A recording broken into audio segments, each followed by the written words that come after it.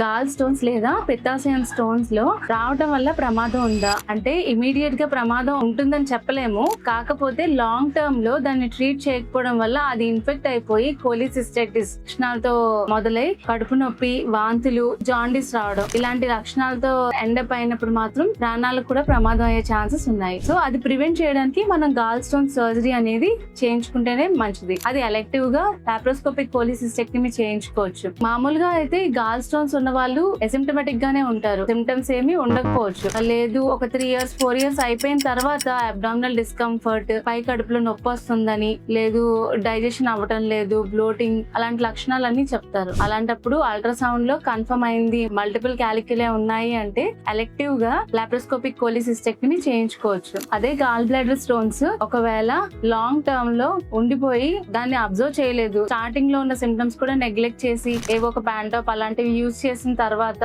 Sudden గా అది cholecystitis infect అయిపోయి రప్చర్ అయిపోయి పెర్ఫరేషన్ అయిపోవచ్చు. అప్పుడు ఎమర్జెన్సీగా ఓపెన్ సర్జరీ చేయించుకోవాల్సిన అవసరం పడుతుంది. సో ఈ కోలిసిస్టైటిస్ స్టేజ్ లో ఉంది, ఇనీషియల్ గా పెర్ఫరేట్ అవ్వలేదు అంటే దాన్ని యాంటీబయాటిక్ ఇంజెక్షన్స్ ద్వారా కన్జర్వేటివ్ గా మేనేజ్ చేసుకుని 6 వారాల తర్వాత ఎలెక్టివ్ గా లాప్రోస్కోపిక్ కోలిసిస్టెక్టమీ చేయించుకోవచ్చు.